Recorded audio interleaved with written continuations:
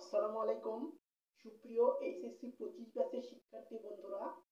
আজকে আমরা এইচএসসি উচ্চতর গণিত প্রথম পত্রের তৃতীয় এবং চতুর্থ অধ্যায় সরল রেখা এবং বৃত্তর একটা সৃজনশীল প্রশ্ন সলভ করব। তোমরা এখানে দেখতে পাচ্ছ আমরা এখানে একটা সৃজনশীল প্রশ্ন লিখে রেখেছি। এই সৃজনশীল প্রশ্নটা যশোর বোর্ড 2023 সালে এসেছিল। এখানে একটা উদ্দীপক দেওয়া আছে। উদ্দীপকের প্রথমে একটা সমীকরণ দেওয়া আছে, এটা হলো x square plus y square plus 6x minus 6y minus 31 equal to 0। এটা একটা বৃত্তের ইকুয়েশন বা বৃত্তের সমীকরণ। তারপরে আমাদের 2 এবং 3 নম্বর সমীকরণ দেওয়া আছে 4x plus 3y 4x plus 3y plus 7 equal to 0। এটা একটা সরল রেখার ইকুয়েশন। এবং 3 নম্বর ইকুয়েশন আমাদেরকে বলা আছে 2x minus 5y plus 1 equal to 0। এটাও আমাদের একটা সরল রেখার ইকুয়েশন বা সরল রেখার সমীকরণ। আমাদেরকে প্রথম প্রশ্ন বলেছে r equal to cos theta minus sin theta এই বৃত্তটির কেন্দ্র নির্ণয় করো। এটা বৃত্ত চ্যাপ্টার রিলেটেড, তবে সরল রেখার বেসিক যদি তোমার ভালো থাকে তাহলে এই ম্যাথটা তুমি অ্যানসার করতে পারবা। এই ক নাম্বার ম্যাথটা উদ্দীপকের সাথে সংশ্লিষ্টতা নেই।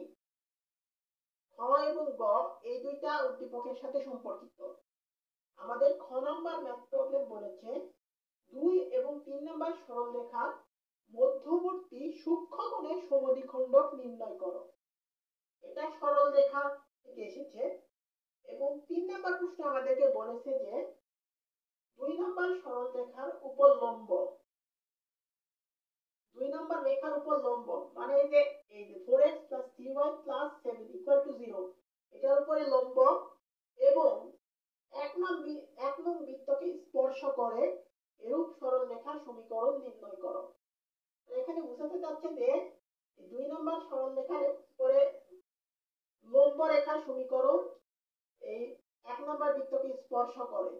তাহলে আমরা এর দ্বারা বুঝতে পারলাম যে 2 নাম্বার সরল রেখার উপরে লম্ব রেখাটা হবে ওইটা হলো এই এক নাম্বার বৃত্তটার স্পর্শক। ওইটার মাধ্যমে আমাদেরকে প্রমাণ করতে হবে। প্রমাণ করে একটা অজানা মান আসবে, অজানা মানটা বের করে আমরা দুইটা সমীকরণ পাবো। ওই যে দুইটা সমীকরণ পাওয়া যাবে ওই দুইটা সমীকরণই হলো এটার অ্যান্সার।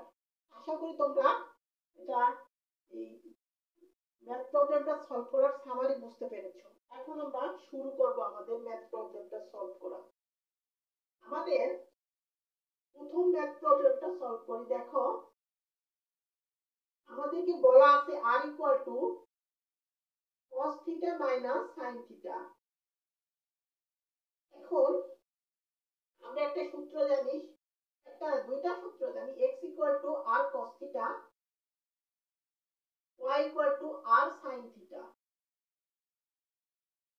এই দুইটা সূত্র দিয়ে এই ম্যাথটা আমাদেরকে সলভ করতে হবে। আমাদের এই সূত্রের জন্য cos থিটার সাথে একটা r থাকবে, sin থিটার সাথে একটা r থাকবে।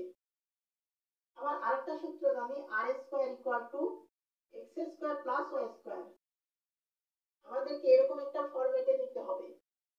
দেখো আমরা যদি এই উভয় পক্ষকে r দ্বারা গুণ করে দেই তাহলে আমাদের এখানে আসবে r square minus equal to r cos theta minus r sin theta.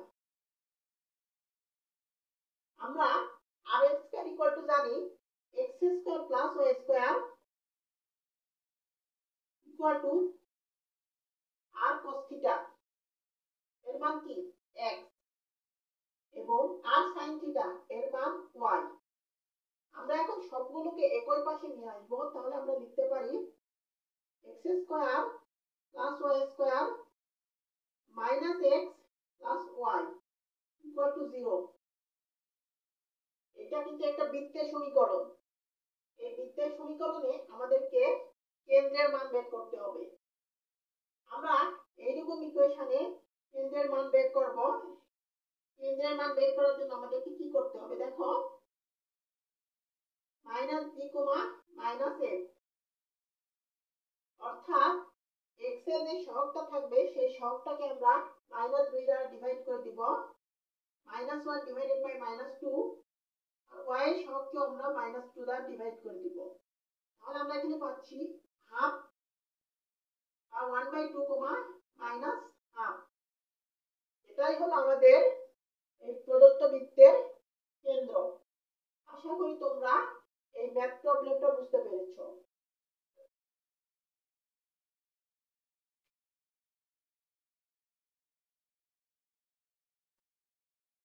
এখন আমরা পরবর্তী ম্যাথ প্রবলেমে চলে যাব।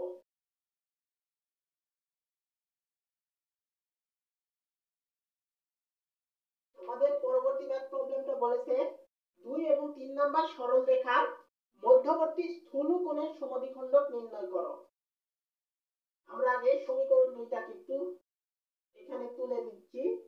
আমাদের 2 নম্বর সমীকরণ বলা আছে 4x 3y 7 0। এটাকে আমরা দিলাম 2 নাম্বার ইকুয়েশন। আরেকটা আমাদেরকে বলে দেওয়া আছে 2x 5y 1 0। এটাকে আমরা দিলাম 3 নাম্বার ইকুয়েশন।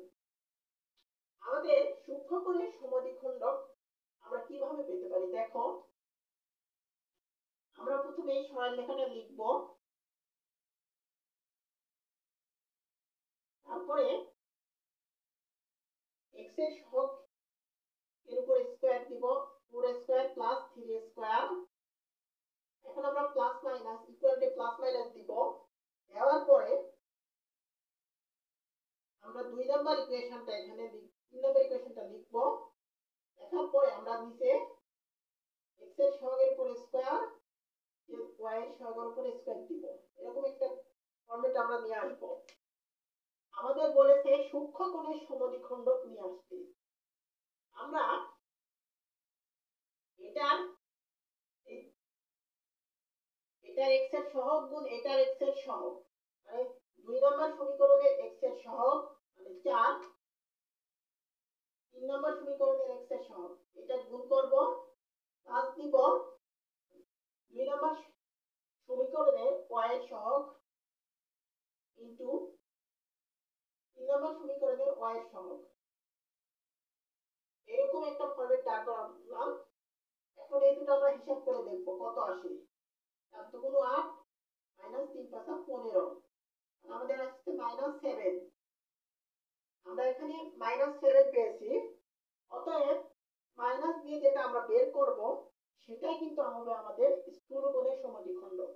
এটা আমি বুঝিয়ে দিচ্ছি দেখো, দুইটা সমীকরণ, একটা হলো a1x b1y c1 = 0, এটা একটা সমীকরণ।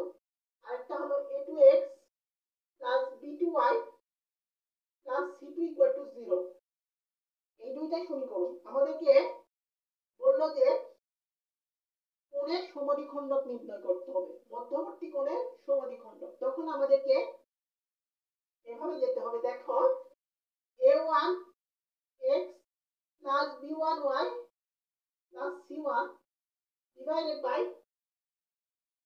root over of x এর সহগের উপর হোল স্কয়ার প্লাস y এর সহগের উপর হোল স্কয়ার প্লাস মাইনাস।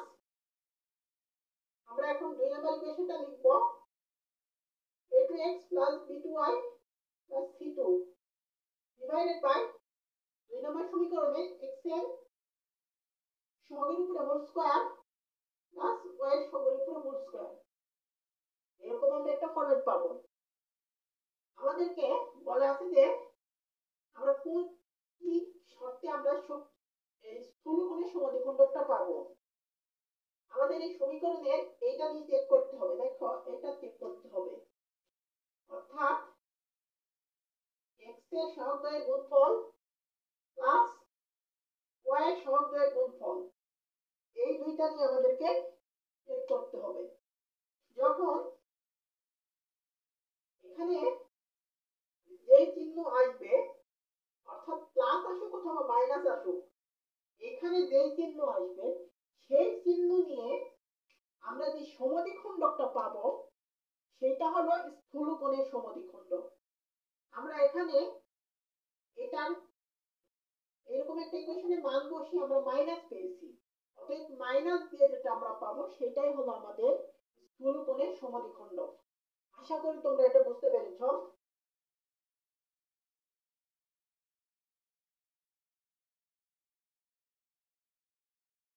এখন আমরা মাইনাস দিয়ে যদি দেখলাম এটা স্থূলকোণের সমদ্বিখণ্ডক পাওয়া যায়, তাই আমরা এখানে মাইনাস যেটা হয় সেটা আমরা বসিয়ে দিব। 4x + 3y + 7 ইকুয়াল টু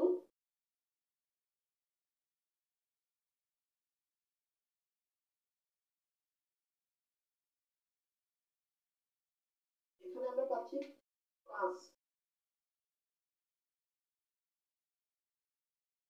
এখানে আমরা পাবো -2x - 5y + 1। এখন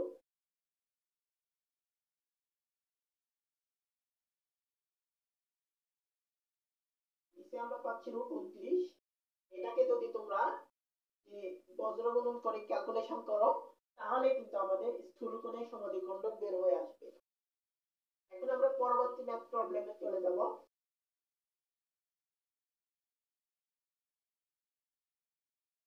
পরবর্তী ম্যাথ প্রবলেমটা আমাদেরকে বলেছে যে 2 নম্বর রেখার উপর লম্ব। আমরা আগে 2 নম্বর রেখাটা এখানে লিখে নিব। 2 নম্বর রেখাটা হলো 4x + 3y + 7।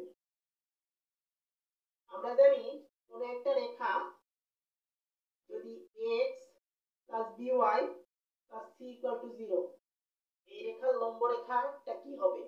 এই রেখার লম্ব রেখাটা হবে এই y এর সহগটা x এর কাছে যাবে এবং x এর সহগটা y এর কাছে যাবে এবং মাঝখানে এই যে এই চিহ্নটা যদি এখানে যদি প্লাস থাকে তাহলে সেটা মাইনাস হয়ে যাবে, মাইনাস থাকলে প্লাস হয়ে যাবে।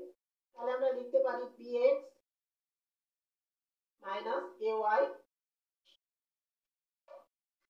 bx - ay প্লাস এটা কনস্ট্যান্ট কি আসবে ইকুয়াল টু 0। এইটাই হলো লম্ব রেখার সমীকরণ।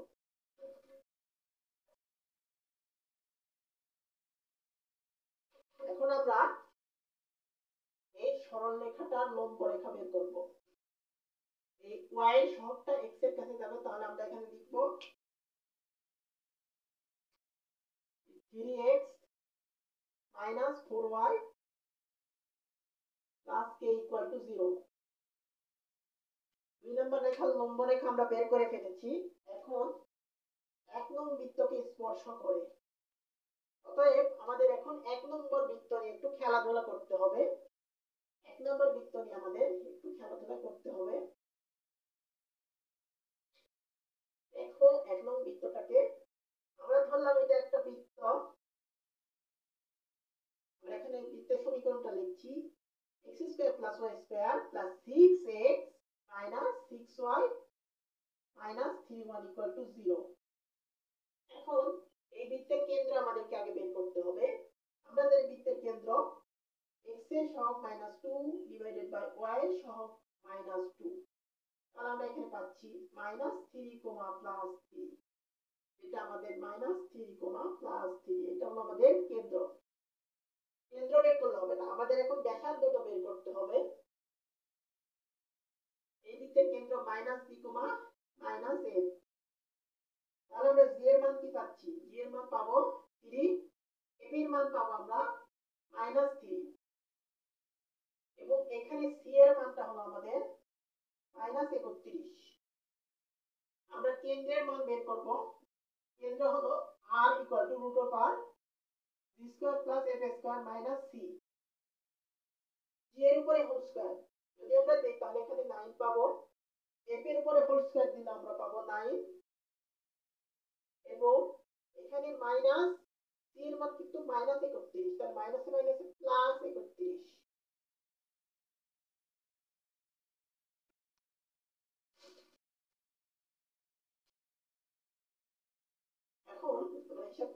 দিচ্ছি কত আসে। আমাদের এখানে আমাদের ব্যাসার্ধের মান আসবে 7, ব্যাসার্ধের মান আসবে 7। আমরা আমাদেরকে শর্তে বলা আছে যে 2 নম্বর রেখার উপর লম্ব, 2 নম্বর রেখার উপর লম্ব এবং 1 নম্বর বৃত্তকে স্পর্শ করে। তাহলে যেহেতু স্পর্শ করে, তাই যে ওই লম্ব রেখাটা হলো আমাদের এই বৃত্তটার স্পর্শক। লম্ব রেখাটা হলো 3x - 4y + k = 0। এখন আমাদের এখানে আমরা ব্যাসার্ধ পেলাম 7। একটা শর্ত জানি, শর্তটা হলো বৃত্তের কেন্দ্র থেকে স্পর্শ বিন্দুর দূরত্ব ব্যাসার্ধের সমান। ওই শর্তটা অ্যাপ্লাই করে এই ম্যাথটা সমাধান করতে হবে। আশা করি তোমরা এই ম্যাথ প্রবলেমটা বুঝতে পেরেছো। আজকের ভিডিও লেকচার এই পর্যন্তই। সকলে ভালো থাকো, সুস্থ থাকো, এই কামনায় শেষ করছি এবং আমার জন্য দোয়া করো। ধন্যবাদ সবাইকে। আসসালামু আলাইকুম ওয়া রাহমাতুল্লাহ।